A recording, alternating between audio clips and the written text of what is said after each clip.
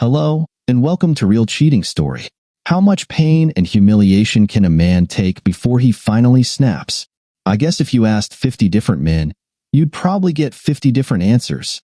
I pondered that as I considered the headstone of the man buried in the grave before me. I didn't know him well at all. In fact, I had spent only a few hours with him, but those few hours forever changed my life. 7 years ago, I was in KML on break from college. I had gone there with some of my buddies who promised great diving and partying. It was fun, and the diving was terrific. One night, however, I decided to spend a few quiet hours nursing a beer in one of the local bars. That's when he came up to my table. "Mind if I join you, young man?" he asked. He was an older man, appearing to be somewhere in his 60s, perhaps even a bit older.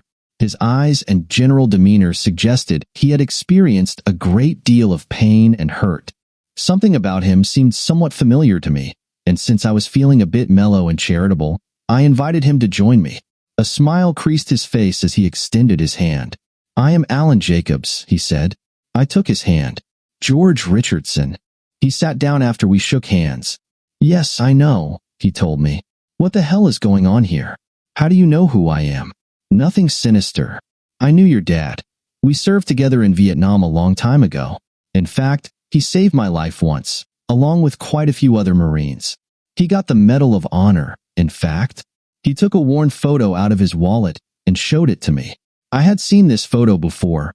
A larger version of it hung in my dad's office when he was still alive. Alan pointed to some of the guys in the picture, all of whom wore military uniforms. "This was your dad. Here I am."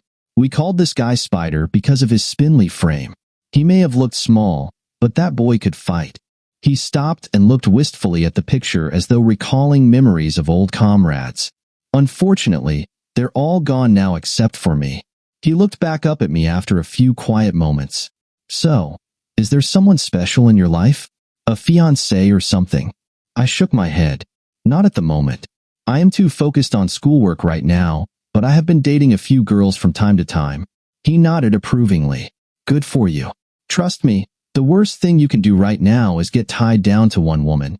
Enjoy yourself, do what you need to do, then move on quickly. Trust me on that." "You sound a little bitter," I said. "Are you married?" He snorted. "Technically, I am, but it's a joke. It has been for years.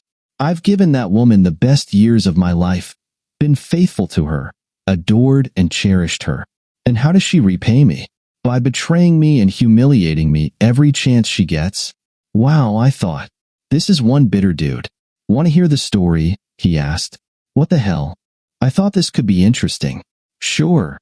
He told me the story of how he and his wife, Maggie, used to go scuba diving in Mexico and other places to relieve the stress of their jobs. He described how, despite being somewhat distant for years, his wife was a very beautiful woman. According to Alan, things went off the rails 2 years ago when they came down to KML. Apparently, there was some man from Spain who managed to work his way into their relationship, clearly looking to get involved with his wife. "Can you imagine that?" Alan said. "He told me he was going to pursue my wife, and I would just have to watch. Can you believe that?" He described the plans this man had laid out and how his wife seemed to follow through exactly as he had described. Damn it. It was as though they scripted it all out in advance. Here was my wife, the woman who had kept her distance from me, acting entirely differently than I had ever seen her before. He sighed. "Yeah, I should have stopped her, but I didn't. I thought she would shut him down just like she had with everyone else, including me. But no, she went through with it. What choice did I really have? It was made clear that if I didn't go along with it, he would be back to pursue her relentlessly. He told me that if I let it happen just this once, he would leave us alone afterward. But that didn't happen. They both tricked me. That was just the beginning. From then on, they proceeded to humiliate me whenever they could. I won't lie to you, son.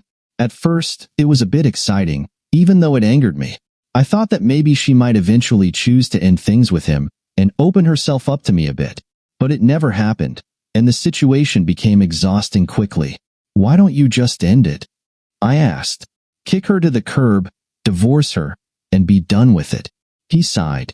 2 words, no-fault divorce. You know what that means? I shook my head. It means she gets nearly everything. The house, half of the savings, half of the retirement, and a large portion of my salary. She gets to live in the house I built, take half my money, and I'd still have to pay for her to live there while I struggle in a tiny apartment eating nothing but beans. I've talked to a bunch of attorneys, and that's how it is. At my age and in my condition, I'd never survive. What do you mean? I asked. A few months after all this started, I had a heart attack. It happened during one of their encounters that she insisted I watch. They wouldn't even stop long enough to call an ambulance. You know what she said? If he dies, he dies. We'll just take his insurance money and travel the world. Then they laughed. What kind of person does that? I finally managed to crawl to the phone and call 911. They didn't even stop when the paramedics came for me. And you know what else? She and her companion took off the whole time I was in the hospital. I have no idea where they went. Not once did she visit me or check to see if I was okay. I thought about getting revenge, maybe finding someone to date and make her watch. He shook his head. No, son, that wouldn't be right. I took a vow before God and everyone to remain faithful to her until death do us part. Those vows mean something to me, even if they don't to her. But that was a wake-up call for me. I decided there was no way she would get anything from me. I changed my will and took her out of it, and I changed my insurance beneficiary on my retirement, so she wouldn't get a penny. I decided to let go of that connection. Then about 4 months ago, I was diagnosed with an inoperable brain tumor. The doctor said I had maybe 6 months to a year to live. That's when I decided to put an end to this, no matter the consequences. Tonight's the night I take back my dignity. I found all this hard to believe. I think he sensed my disbelief and pulled out his phone. I suspect you're thinking this can't be true. No one with a conscience would act like this, right? Maybe in the movies or on those fiction sites, but not in real life, he said. I had to agree. He punched a few things on his phone, took out a pair of earbuds, plugged them in, and handed me his phone. Watch this video, then tell me what you think. I put the earbuds on and hit play. I saw an attractive older woman with a man whose face was hidden. She seemed to be looking directly into the camera, but was actually addressing the man holding it. Your face says no, but I know you love watching this, don't you? She said, her smile lacking warmth. Don't worry, you're never touching my body again. Oh, that felt so good, she said, as she moved around, teasing him. What's the matter? You're not looking too good. Are you going to have another heart attack on us? Good. Maybe it will be the big one this time. That's okay. I'll play the part of the grieving widow to the hilt. I've been playing the part of the loving spouse all these years, so I'm pretty good at fooling people. Then we'll take your insurance money and travel to all the places you and I wanted to visit, she added, laughing. This time, the man beside her sat up and laughed with her, wrapping his arm around her. She turned to face him and said, Come on, let's do it again. Maybe we can get him to have a stroke this time. The video ended with the two laughing hysterically. I was in shock, staring at the blank screen in front of me. I have lots of other videos just like this, Alan told me. Why is she doing this? I asked. Did you cheat on her or mistreat her in some way? He shook his head. No, I never once cheated on her. I've always treated her like a queen. I did ask her once, though. He took the phone and pulled up another video. In the second video, Alan's wife sat with her back to him as he asked, Why are you doing this to us? I've never cheated on you, and you have to admit I treat you very well. I just want to know why you're tearing my heart out like this. She sighed and turned to face him, obviously annoyed by his questioning. You just don't do it for me anymore. I know you've never cheated on me, and yes, you treat me well. You're a great provider, but I just need someone else. Yours doesn't excite me anymore, and it hasn't for a long time. Just go along with it, and things will be fine. Maybe in a few years, I'll get tired of him, and we can look back on this and laugh about it when we're older. Just let me have this, okay? Absolutely not. I promise you this won't end well, Alan said in the video. Don't even think about getting a divorce, because I'll destroy you, she replied. I'll take everything you have, and I'll keep right on seeing him, and you'll be the one footing the bill. Got it? The video faded to black, leaving me dumbfounded. How could someone be so cruel? You have enough right here to destroy her, I said. He smiled. Now you're starting to get the idea. Yes, these videos could ruin her, and that's exactly what I'm going to do. Tonight's just the beginning of her downfall, but I need help to make it happen. Will you help me, George? I was tempted but still needed one question answered. Why me? Surely you could get any number of people to help you. Alan nodded. You're right. The truth is, George, you're the closest thing to a son I have. My wife denied me children, claiming they would get in the way of her career. When I'm gone, that's it. My family tree ends here. No children, no survivors, nothing. I am it. He continued, let me ask you this. How many C students do you know who get $1 million scholarship to an Ivy League school? He had me there. I had been a bit lazy in high school, much to my parents' chagrin, and was surprised when I was awarded a huge scholarship from a private foundation supposedly set up to help the families of Vietnam veterans. It was unlike any scholarship I had ever heard of. Not only did it cover tuition, books, and lodging, but it also provided extra spending money for trips, a car, whatever I needed. After getting that scholarship, I promised my mother I'd focus on my studies, and so far, I have. Your father and I stayed in touch after the war. We talked, exchanged letters and emails.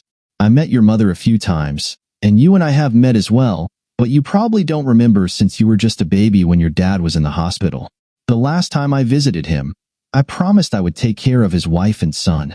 You see, his medical condition nearly wiped your family out financially, so I set up a private foundation that covered all his medical expenses. It also established $1 million trust for your mother and $1 million scholarship for you.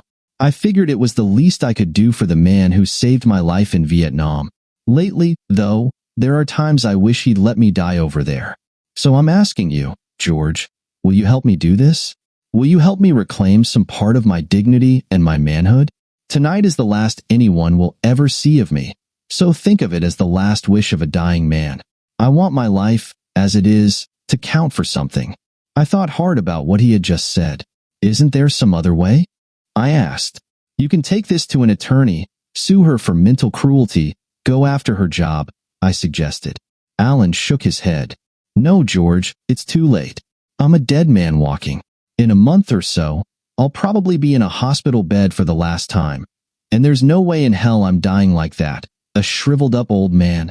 And I'm not putting myself in a situation where she'll have any say over my final affairs. Are you sure your plan will work? I asked. He smiled. Oh yes. You see, I have the element of surprise. They're expecting a beaten-down, dejected old man. They'll have no idea the storm coming down on them. You're not going to harm her, are you? I asked, concerned. No. I want her to live a long time, and I want her to remember this night for the rest of her miserable life. She'll have a lot of explaining to do to a lot of people. What exactly would I have to do? I asked, hoping he wouldn't ask me to hurt anyone. Not much. Just record the encounter and send it out by email, then hand her an envelope, he said. That sounded simple enough. I already have the email drafted, so all you'd have to do is attach the video and hit send. He pulled 2 envelopes out of his pocket. This thick envelope is hers. It explains what you'll record tonight. The other one is for you. What's that one for? I asked. It contains a key to a safe deposit box, a card, and a letter with some instructions. After we finish tonight, you'll need to call my attorney. He's expecting your call and will explain it all to you. Okay, I'll do it, I said. What the hell? Make a video, send it out, and hand her an envelope. Simple enough. Alan smiled. Thank you, George. This means a lot to me. Call it my last great act of defiance. We finished our beers while watching part of a soccer game on the big screen television. Alan looked at his watch. It's time we head out. You ready? I indicated that I was, and we left the bar. I had no idea where we were going, so I followed his lead. He was mostly silent but offered a bit of advice. Someday, George, you're going to meet a woman and fall in love. I know I told you earlier to have fun and move on quickly, but the fact is, you will fall in love. It happens to us all. Just do yourself a favor before you marry her. What's that? I asked. Check her out closely. Observe her mother. Watch how she treats her husband. Because that's probably what you'll have to look forward to. But don't marry until she signs a prenuptial agreement. Protect yourself, and don't let your relationship get like mine. Always put her first and love her with everything you have. But take the initiative at the first sign of trouble, he said. That sounded like good advice to me.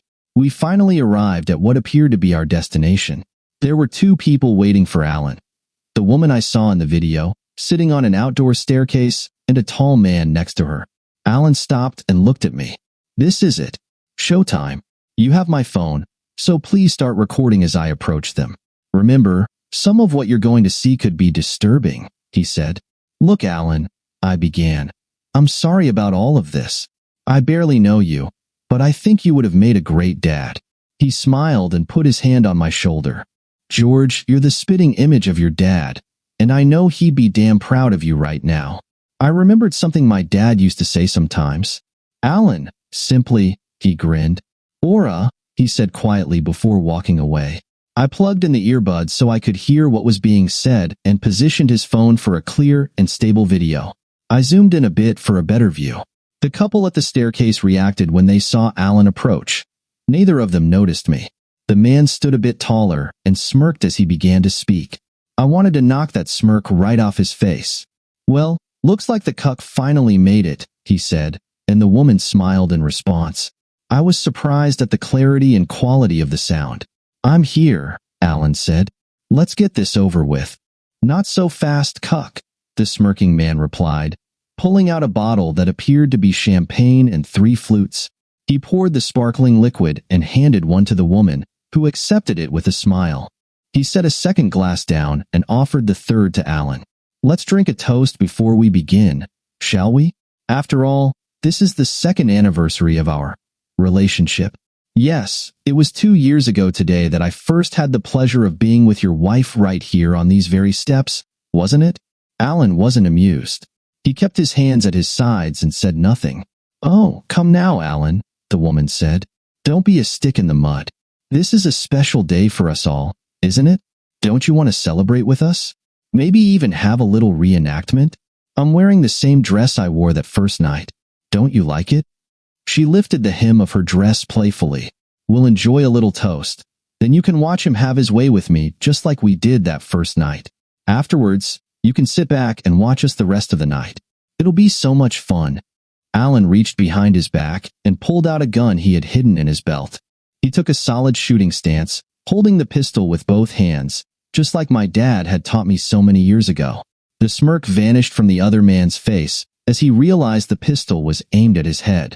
Well, it looks like Cuck Boy has finally grown a set of balls. What are you going to do, Cuck? Are you going to shoot me? He laughed, and the woman joined him.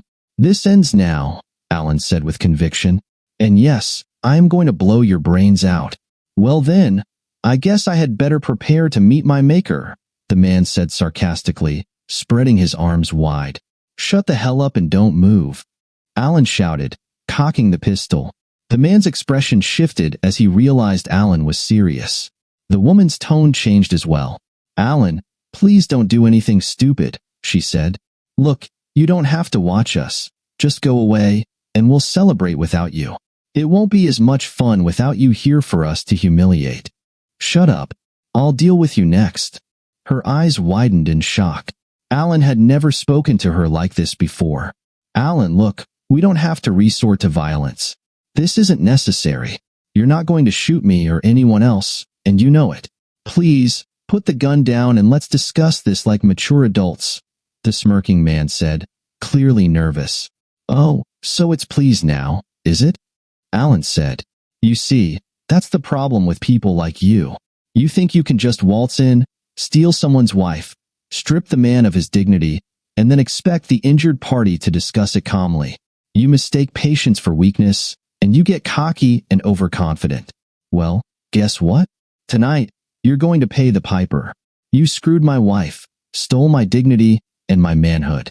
Tonight, I'm taking it back. Please, Alan, I'm begging you. Put the gun down, and we can end this, the man pleaded. Would you get on your knees and beg for your life? Alan asked. Slowly, the man got down on his knees, hands in the air. Please, Alan, I'm begging you. Don't kill me. We can put this to an end right now, and you'll never see me again. Alan addressed his wife. Look at that, Maggie. Your lover is now on his knees, begging for his life. What do you think now? Not so cocky, are you? He turned to the man. What do you think, Mags? Should I let him live? No, I don't think so.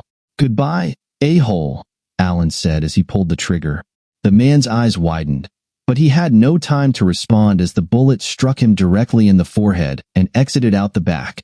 He fell backward, a pool of blood soaking the ground. Maggie screamed and covered her ears. Alan shifted his aim toward her. Shut up. Just shut up.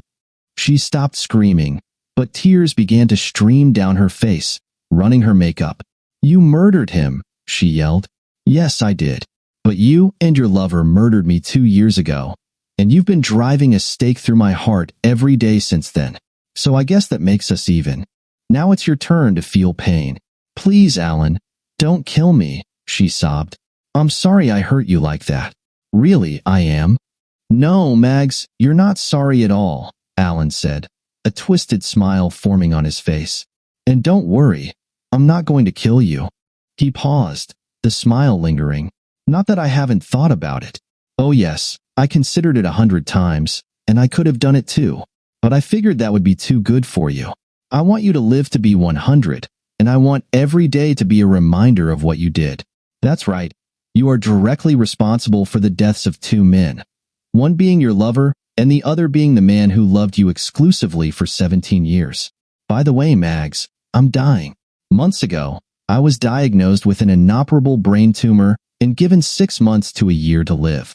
But I decided to take charge of my own fate, and before you celebrate my death, I want you to know that I changed my will and all my retirement accounts after my heart attack. You're getting nothing. Zero. Zilch. Nada. After I'm done here, there will be a nice young man giving you something that explains it all. Can't we talk this out? She asked, desperation in her voice. No, Mags. I tried talking to you for the last 2 years. You made it clear how you felt about me. Now you're going to pay the price. Hell, you probably didn't even notice that I haven't worn my wedding ring for the last few months, have you? Yeah, I know you spent $2,000 on that ring. I got $20 for it at the pawn shop. Maybe if you're quick, you can get it out of hock before they sell it. You did what? That was a special ring. I had it made just for you. About that, you didn't seem to care about it the last 10 years, did you? You sure as hell didn't care the last 2 years. In fact, I don't even remember you once telling me that you loved me in recent years.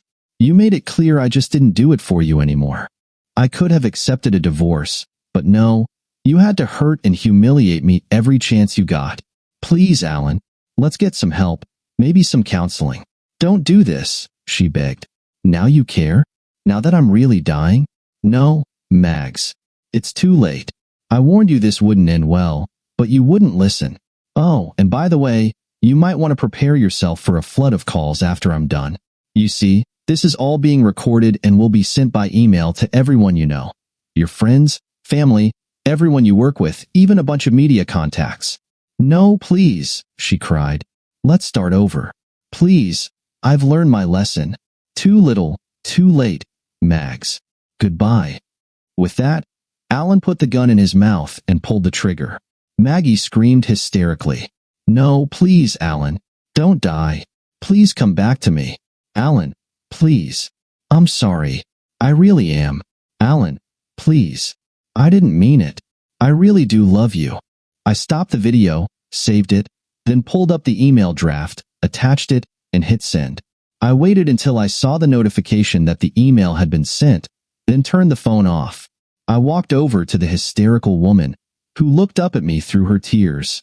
I pulled out the envelope marked Mags and handed it to her. Who are you? She asked through her sobs. From what Alan says, I'm the closest thing to a son he ever had. Too bad. I think he would have made a great dad. Good luck. I heard the sound of sirens and left as quickly as I could. I may have seemed calm on the outside, but I was shaking for quite some time. After all, I had just witnessed one man's murder and another man's suicide in the most violent way imaginable. It took me some time to compose myself enough to make a couple of calls.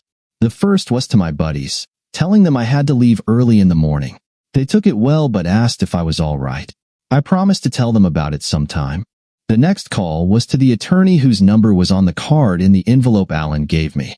I identified myself, and we spoke for a few minutes. He told me to come see him at his DC office in the next day or two, then gave me directions to the bank that held the safe deposit box where I was to store Alan's phone. He then told me to turn on the news. I did, and saw a shortened, edited version of the video I sent out. Apparently, the suicide of a prominent member of the Washington political class was considered newsworthy. Attempts to reach the widow of Alan Jacobs have so far been unsuccessful, the announcer said. According to videos sent to a number of media outlets, tonight's incident is the result of what appears to be an ongoing love affair she allegedly had with a foreign diplomat. It's not known exactly how Jacobs sent the video of his own suicide, but it's generally believed he had helped doing so.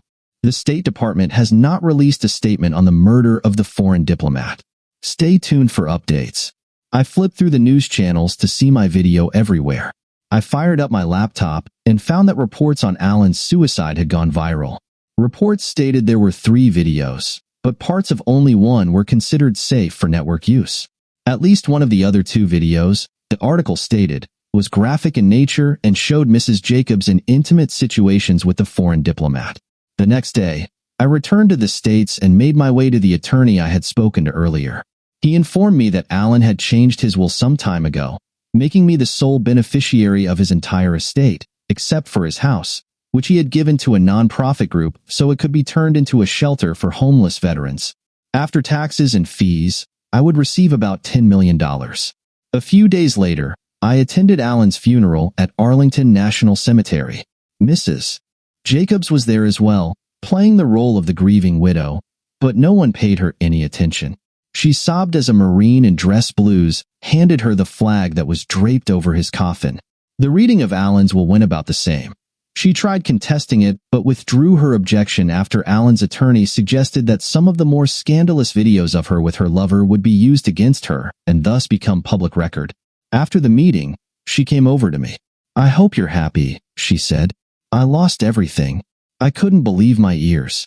"You didn't lose anything," I told her. "You threw it away. To be precise, you deliberately threw it away. Now you're getting what you deserve."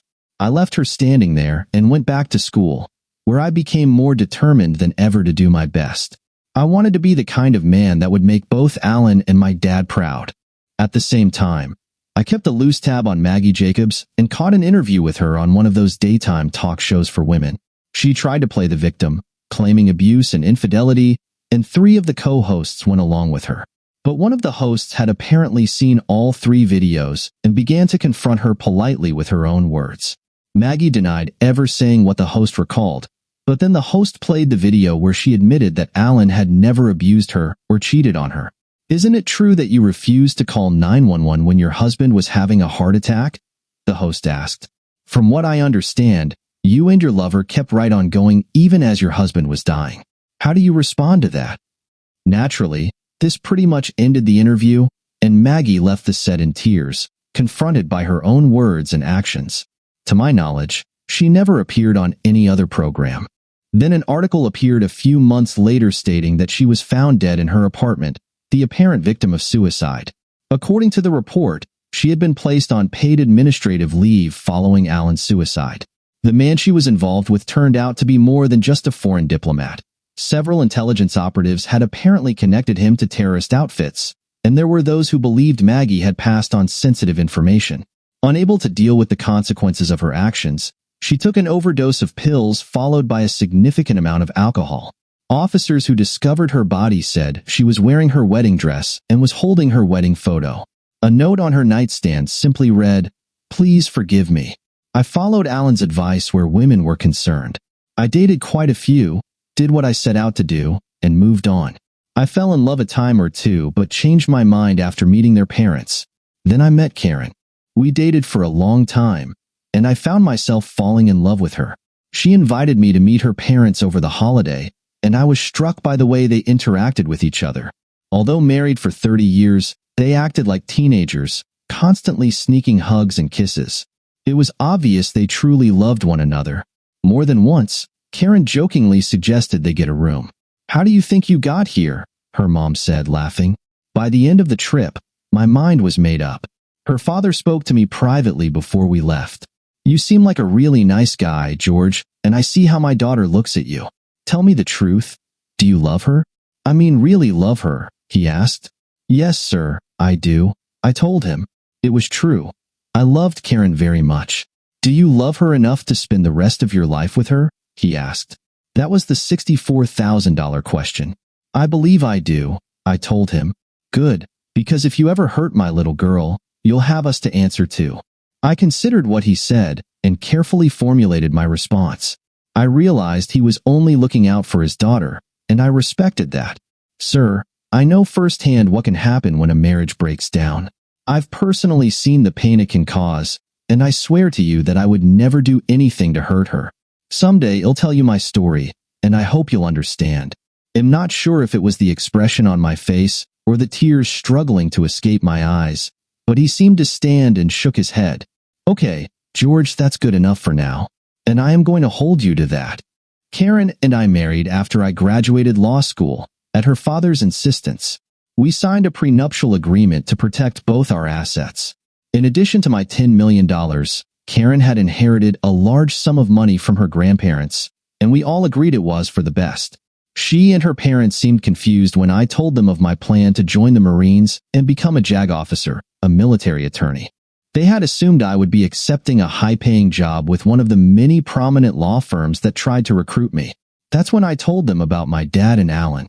Oh my God, that's so sad, Karen said. I played them the video I took that night in KML. Although Alan's phone was still in storage, I was one of the 1,000-plus recipients of the email sent out that night. You were the one who took that video? She asked, surprised. I wondered how he got that video to the media so fast. Didn't anyone ever question you? No, I guess the authorities figured it didn't really matter.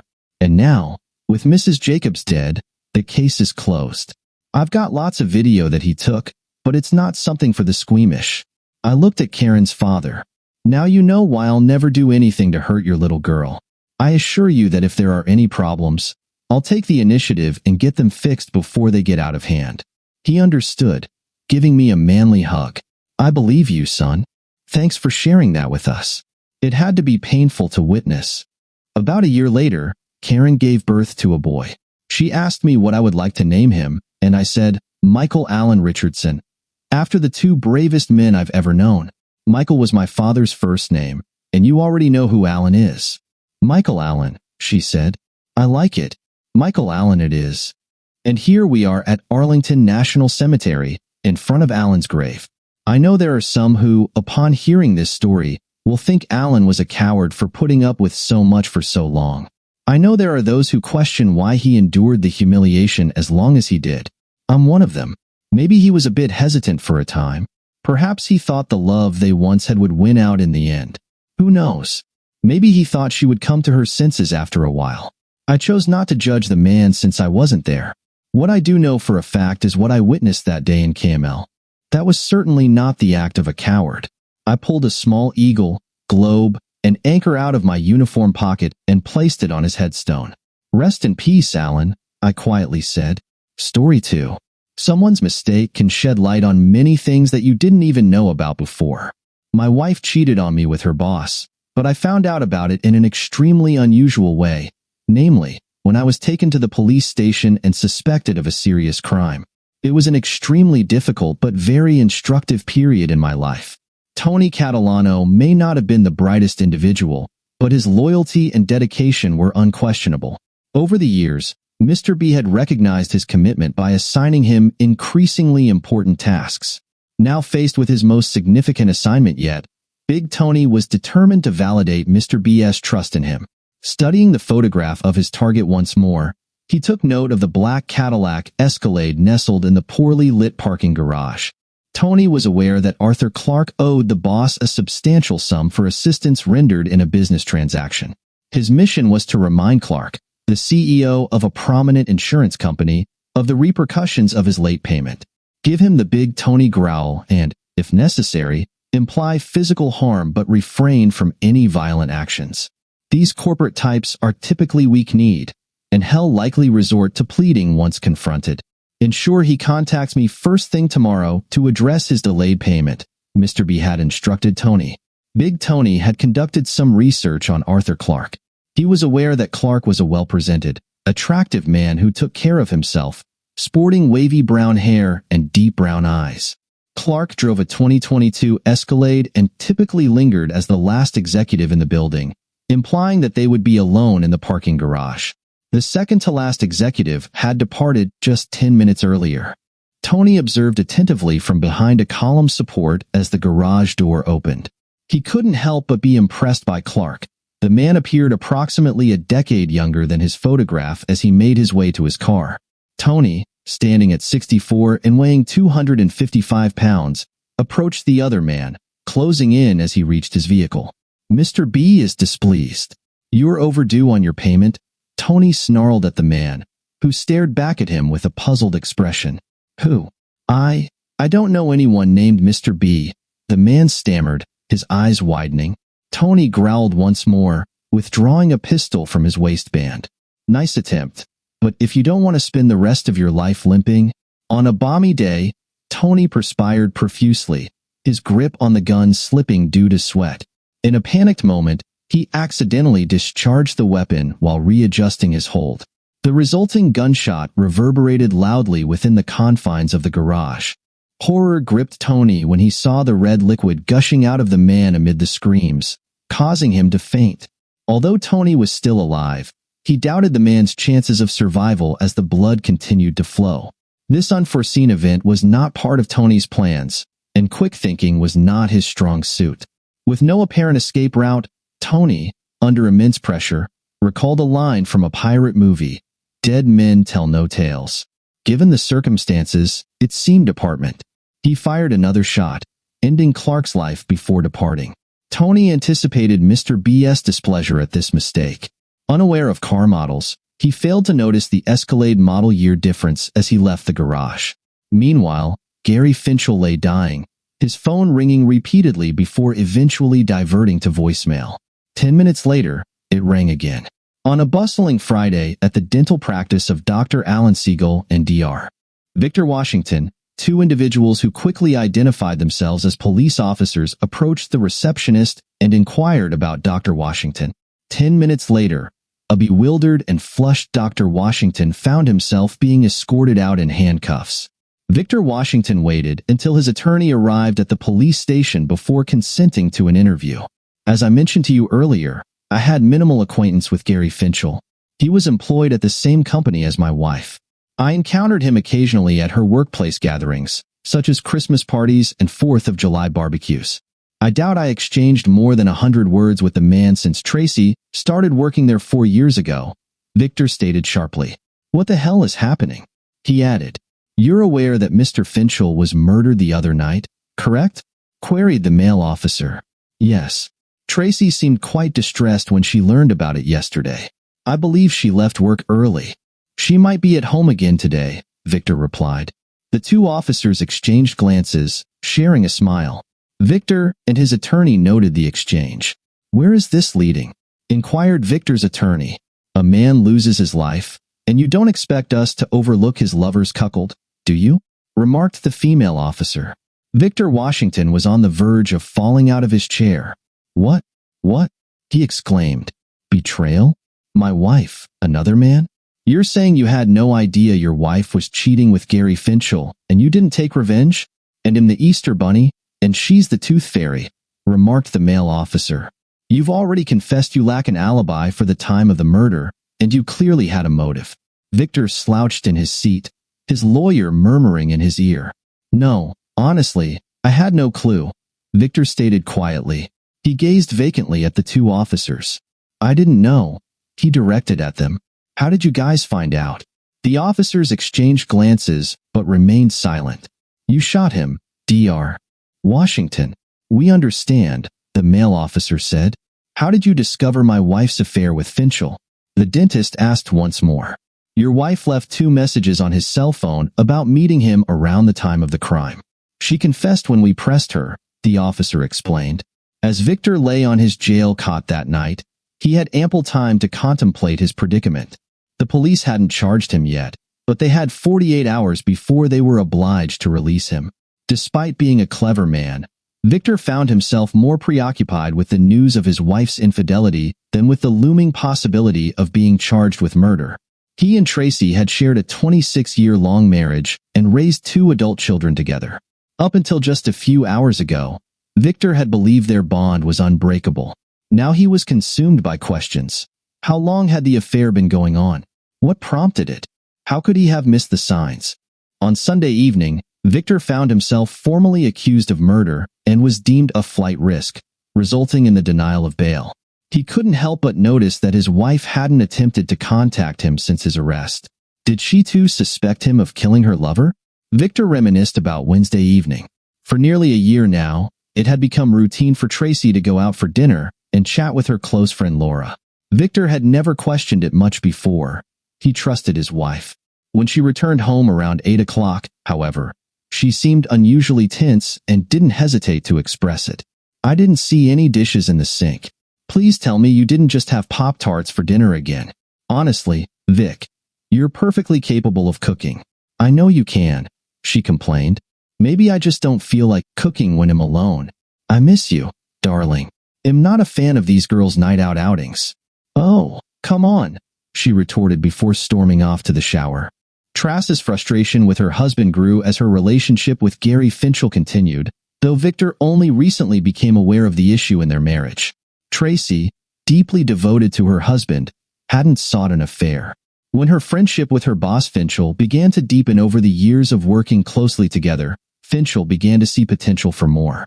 As Tracy confided in him about her personal life, Tracy, standing at 55 and weighing 120 pounds with a curvy figure and shoulder-length straight black hair, appeared much younger than her 48 years. But she became increasingly anxious about approaching her 50th birthday.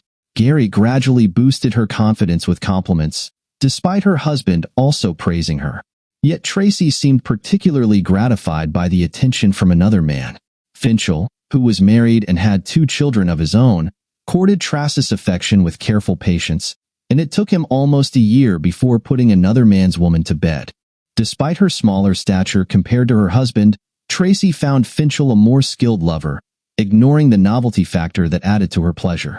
The illicit nature of the affair strengthened their bond. Tracy and her lover usually met for bed meetings once or twice a week. They also often met for lunch and spent a lot of time together in the office. Their affair was a top secret, and even Arthur C. Clarke knew about it. Victor had his lawyer handle the financial investigation on Monday morning due to his dwindling trust in his wife. That same morning, his children visited him while he was in custody and informed him about the sensationalized coverage in the tabloids regarding his predicament. One of the headlines posted by his son, Jared, crudely referred to the deceased's shot masculinity. "Well, I have to give credit to the headline writer for being cunning, at least," Victor remarked quietly. "That's not funny, Dad. You're in serious trouble here, and you're making jokes," complained his daughter Dee. "I'm sure everything will resolve itself, sweetheart. I didn't commit the crime, I swear," Victor assured his children. "Mom certainly seems convinced otherwise. We stayed at the house last night, and she spent most of the time with us calling you a murderer. She claimed you couldn't handle her new man being a superior person, a better lover," Jared recounted. "I eventually told her to stop talking nonsense." Jared flashed a sheepish grin at his father. In typical situations, he understood that Victor wouldn't condone his son using harsh language towards his wife, but this was far from typical. Victor returned the grin, prompting Jared to breathe a sigh of relief. "I'm grateful for your support," Victor acknowledged. "When did you learn about Mom?" his daughter inquired. "Not until they arrested me. I keep telling the cops that I had no idea," Victor replied. "I cared about your mother, but I won't end up in jail just because she's turned promiscuous. I'd like to know who eliminated that jerk, though." I'd happily shake their hand. The children exchanged looks of utter surprise. They had always known their father to be nothing but truthful with them. Similarly, they had never known their mother to be deceitful with them either. But it was undeniable now that she had been dishonest with both their father and them. She attempted to justify her infidelity by consistently blaming their father for Finchel's murder. She repeatedly insisted to anyone who would listen that the media was unfairly targeting her for a minor indiscretion while giving her husband a pass for the murder. "Yes, I had an affair, but your father took a man's life. The damn press only cares about the sexual aspect," she lamented to her children. Well, if Dad committed murder, it's only because you had a sexual relationship with this man. It's all about intimacy, Jared retorted. The state authorities became immediately suspicious upon discovering a 9mm pistol alongside the decomposed remains of a large man in a rural area several months later. 2 days later, ballistics analysis on the firearm revealed a connection to a high-profile case from the previous spring, famously known as the jilted husband case. Such incidents, where a betrayed husband resorts to violence against his wife's lover, were uncommon. The deceased was identified as Tony Big Tony Catalano, a minor member of the mafia associated with George B.'s organization.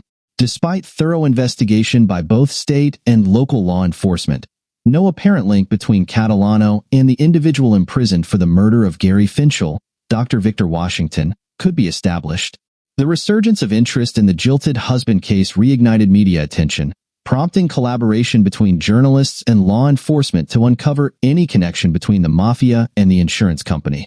Eventually, the police succeeded in identifying Arthur Clark as the missing link, though it took a vigilant video technician at a local news station to piece together the entire puzzle. Rob Compto from KRNT News was examining photos of the key figures in both cases when he noticed the striking physical resemblance between Gary Finchel and his boss, Clark. It occurred to him that both men drove black Escalades, although Finchel was 2 years older. What if Big Tony mistakenly shot Finchel, thinking he was targeting Clark? Compto proposed during an unofficial meeting with the two investigating officers. Could it be that Finchel losing his, manhood was just an odd coincidence? Further inquiry prompted the police to consider the video technician's hypothesis. Several employees from the insurance company pointed out that Finchel's meticulous grooming and car preference seemed like obvious attempts to curry favor with his boss.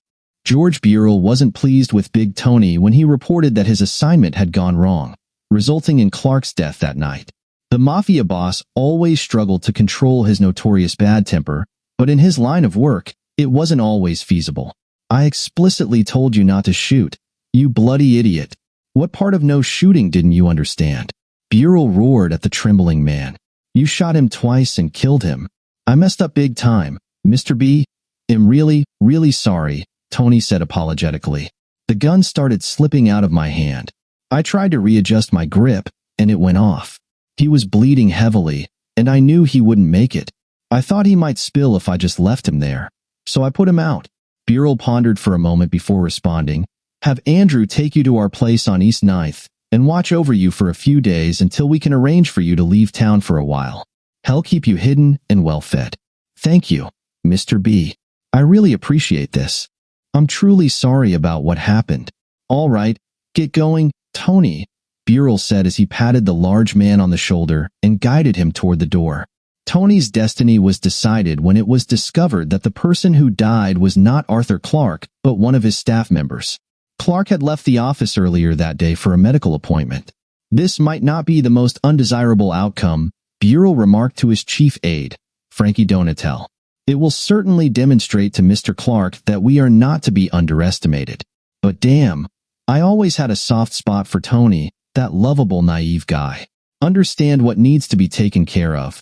Donatel acknowledged with a nod and exited the room. Trace's life took a nosedive following Finchel's death. Unaware that her husband had any knowledge of her affair, she was utterly shocked by his violent act against another man. Suddenly gripped by genuine fear, she found solace in the fact that the police had apprehended him and he was being detained without bail. Despite her children's dismay over her affair, Tracy attempted to divert attention from her infidelity by emphasizing the sensational aspect of her lover's murder by her husband.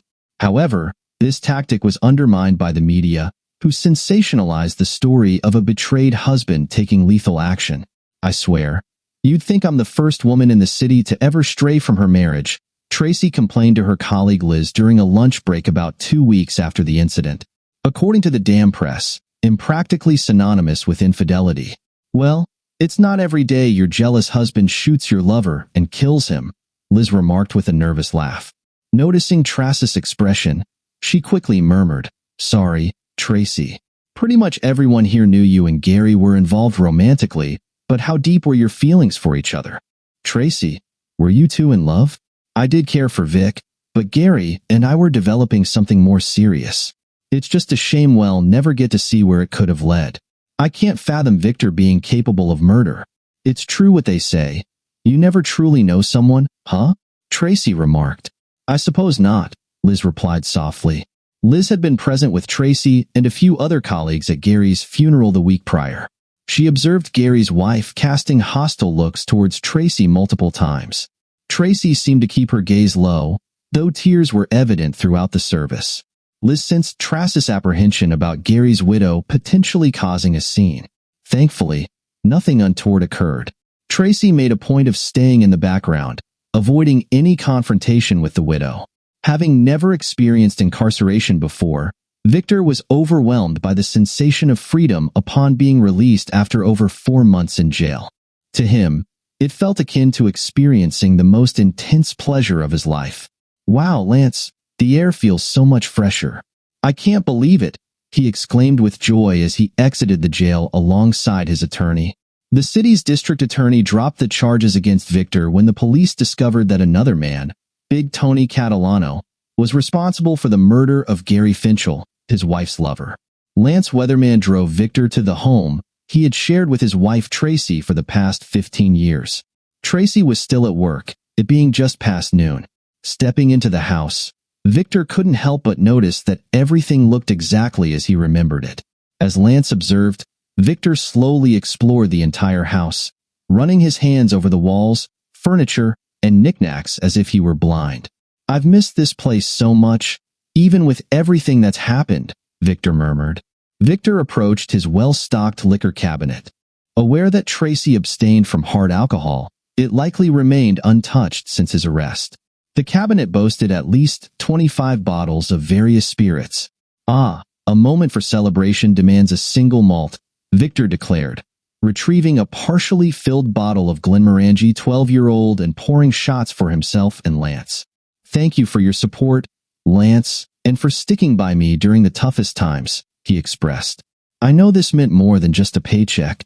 They both sipped their shots quietly, Lance tapping his fingers on the manila folder resting on the table. Why do you think Tracy didn't divorce me while I was in jail? Victor inquired. Initially, perhaps due to the chaos surrounding the situation, especially with all the media frenzy. Later, she might have assumed you'd take care of it from prison, Lance speculated.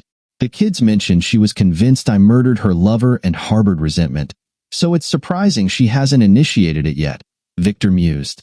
She'll be in for quite a shock when she returns. Maybe amidst all this, she's had a change of heart and wants to reconcile. Gary's gone. The kids are angry with her. She's practically become a real-life Cruella de Vil. What's the saying? Making the best out of a bad situation? Lance suggested. Upon arriving home, Tracy was taken aback by the unfamiliar car parked in her driveway. Initially mistaking it for another reporter seeking a quote, she soon realized that the occupant had already made their way into her home. Hastily dialing 911, she provided the dispatcher with all pertinent details. Within moments, 2 uniformed police officers entered the Washington residence, accompanied by Tracy. Oh my God, what are you doing here? She exclaimed upon seeing Victor. As the officers brandished their weapons, both Victor and Lance raised their hands in surrender. Whoa, whoa, whoa. I live here. In Vic, Washington. I was just released from jail a few hours ago. Even got the DA to apologize to me, Victor explained. True. I'm his attorney. They dropped all charges, added Lance. One of the police officers phoned in to confirm the statement, leaving Tracy stunned. He was just another pawn in a pathetic tale of misfortune, Tracy, Victor remarked. He happened to be in the wrong place at the wrong time. Besides, why would I ever risk going to jail for someone like you? You overestimate yourself. Tracy's face flushed with embarrassment as she lowered her head. As the 2 officers prepared to depart, Lance requested their presence to witness something. Handing Tracy a manila envelope, he informed her that she had been served. I'm not certain about wanting a divorce, Vic, Tracy murmured. I truly believed you were responsible for Gary's death, but since you weren't, perhaps there's still a chance for us. Are you completely delusional, woman? You betrayed me. Forget everything else. Forget that your infidelity landed me in jail for over 4 months, Victor yelled. You praised him to the kids, claimed he was a better man, a better lover. Well, I refused to settle for Gary Finchell's leftovers. Vic found himself uncertain about how he could adequately express his gratitude to Alan Siegel, his business partner, and Alan's wife, Marilyn, for the unwavering support they extended to him throughout his wrongful imprisonment and divorce. The Siegels made regular visits to Victor in jail, ensuring he wasn't alone, and Alan went above and beyond, working 50 to 60-hour weeks to manage Victor's workload in his absence. After taking a week off to readjust to his life, Victor returned to work, astonished by the kindness and support he received from people around him. Many went out of their way to offer words of encouragement, and some even took the initiative to share their contact information with him on slips of paper. Despite feeling embarrassed, Victor accepted these gestures, not wanting to offend anyone. It dawned on him the profound impact of the press and social media, as his children, Alan, and Marilyn all highlighted how sympathetic portrayals in the media contrasted sharply with the negative light cast upon his ex-wife, Tracy, and her partner, Gary.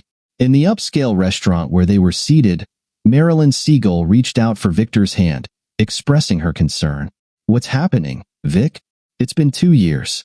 Your mind seems focused, but your heart isn't in it," she said. Victor met Marilyn's gaze, recognizing her and Alan as his pillars of support in recent years, alongside his daughter, Dee. Marilyn especially had taken a personal interest in Victor's well-being, often watching over him like a mother hen. With unwavering patience, she awaited his response, prompting him to reconsider any flippant replies. "Things aren't the same anymore, Em. I can engage with women. I can even have physical relationships, but there's a void. There's no real connection. I understand that sex can exist without love, but that's not what I'm after," Vic admitted. "Vic, you're not going to find that connection on the first, second, or third date. Remember how you fell for Tracy? It took time. You got to know each other. Love didn't happen overnight. You're rushing it, expecting the one to miraculously appear. You go out a couple of times, then move on. It doesn't work like that," Marilyn reasoned. "But I'm 52, not 22, March. I don't have the luxury of time. Time for love," Marilyn cut in. "Come on, Vic, aging doesn't make time move faster, and if it's meant to be, that's fine. But you have to give it a chance first." Marilyn let out an annoyed sigh before casting a sidelong glance at her friend. Unbeknownst to her, she was perhaps the only person Victor would pay attention to. By chance, Marilyn and Alan began hosting intimate gatherings at their house every few months, always ensuring there were several single women present, including Victor. Victor wasn't oblivious to Marilyn's intentions, and he remarked to Alan about Marilyn's discerning taste in women. "You better be on your best behavior, buddy, because if she ever dumps you, she's got a whole lineup of beautiful women to choose from," Victor warned. "I've noticed that," Alan replied as he reached up to ignite one of the 4 citronella torches lining the edges of the Seagull's spacious deck. Victor caught sight of her. In reality, he noticed her figure in those snug jeans and the expanse of smooth skin revealed by her raised top as she reached. When she turned around, he stood there silently, a faint smile playing on his lips until he realized she was looking directly at him. Was all he managed to utter, his embarrassed mind unable to form coherent thoughts. The woman standing before him appeared to be no taller than 5 feet and weighing no more than 100 pounds. Victor observed, however, he couldn't help but notice that a significant portion of that weight seemed to be concentrated in her chest. As her arms rested at her sides, he could discern about 3 inches of well-defined core muscles beneath her prominent breasts. "I get that a lot," she asserted confidently. "Pardon?" Vic's mind finally caught up with his ears as he glanced at the woman's face for the first time, realizing she was Asian American with large eyes and straight black hair falling to her shoulders. She noticed the recognition dawning on his face. "I'm joking.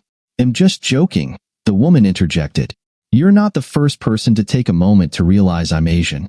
It usually takes a while for men to meet my gaze." No, that's not what I meant," Vic protested, perhaps a bit too loudly, drawing the attention of several nearby people. She gestured for him to lower his voice, causing him to blush deeply.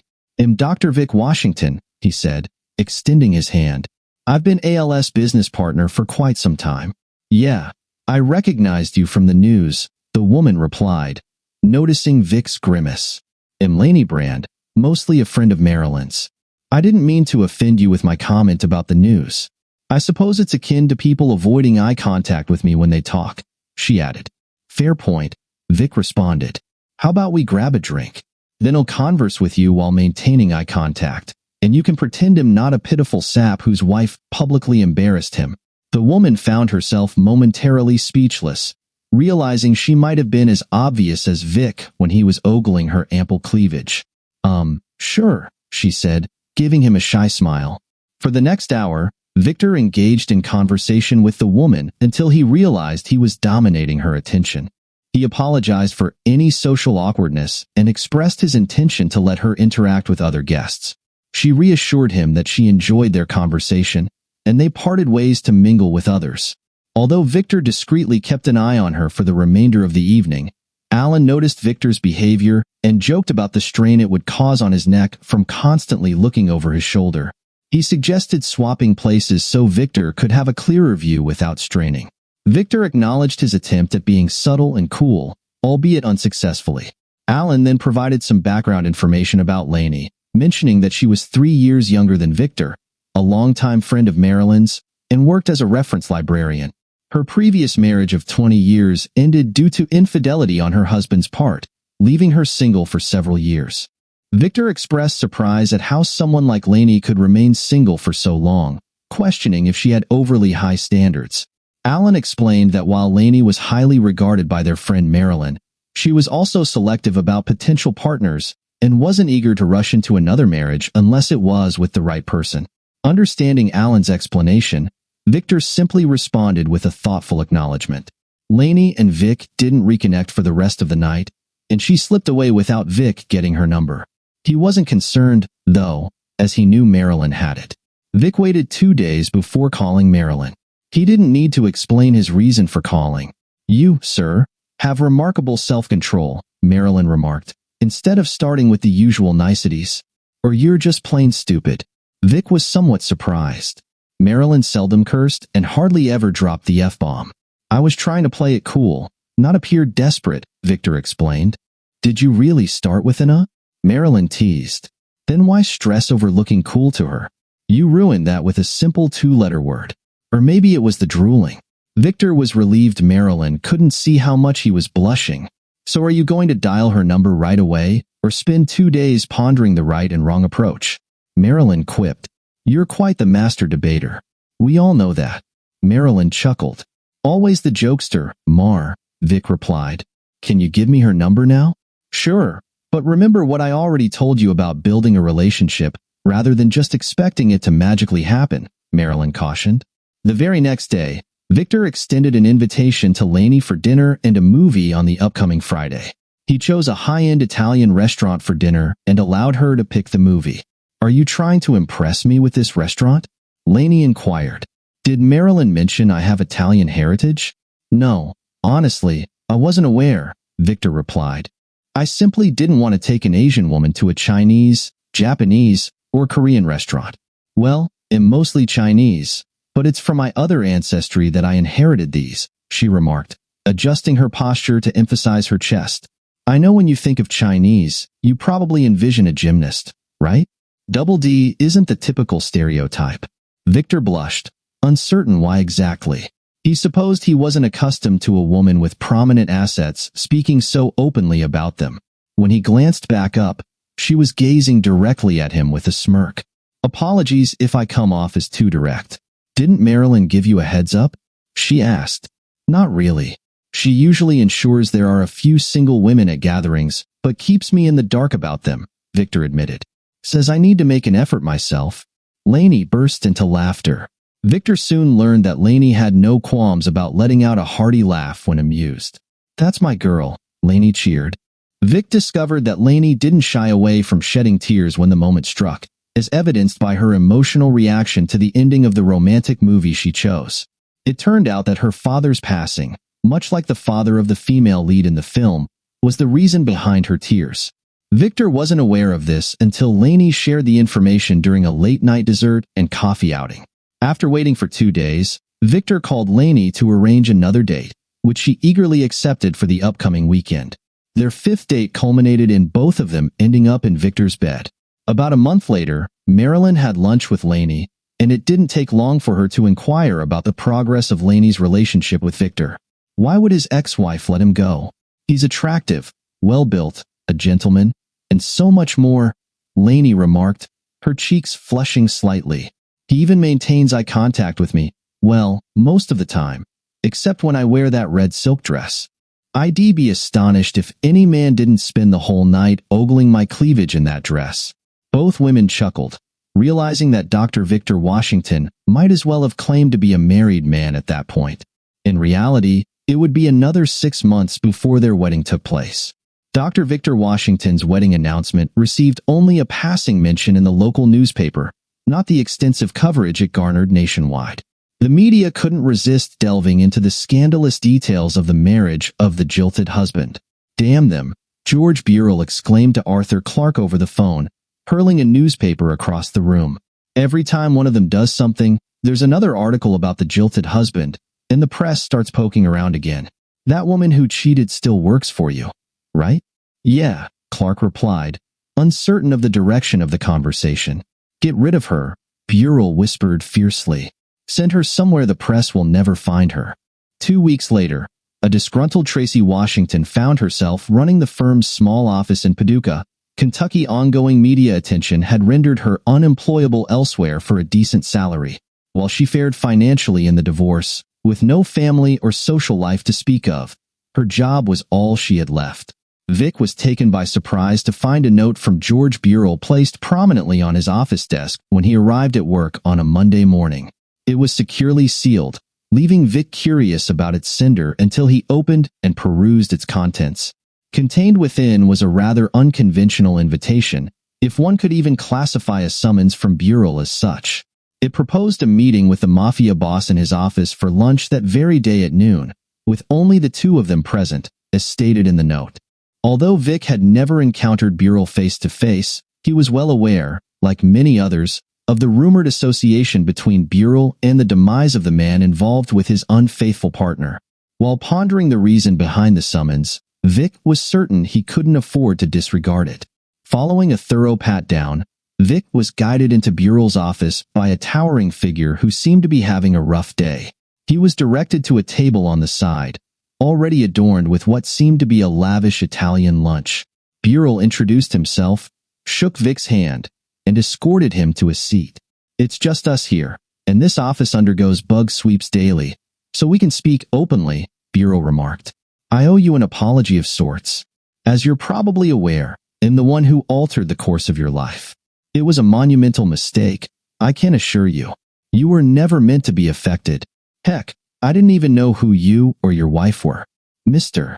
Burrell, if I may interject," Victor said, surprising Burrell with a brilliant smile. "There's no need for apologies from you. In fact, you did me a great favor." Burrell stared at Victor as if he had sprouted a second head. Victor paused, took a sip of the Pappy Van Winkle 15-year-old bourbon Burrell had poured, and smiled once more. "Ah, that's truly amazing," Victor remarked as Burrell stared at him intently, anticipating an explanation. "Oh yeah, sorry. So, like I was saying, I honestly had no idea my unfaithful wife was cheating on me. You not only brought that to my attention, but then you did something I had only fantasized about when you had her lover taken care of. And the way you had his masculinity revoked was a brilliant touch. I hope your associate gave him a moment before administering the final shot. Spending 4.5 months in jail was a small price to pay for his demise, so thank you sincerely for that. Well, if you're at peace with it, then he'll stop feeling guilty. Cheers." The two men nodded at each other, downed their shots, and emphatically placed their glasses back on the table. Dear listeners, please share your thoughts in the comments section below, and don't forget to like, share,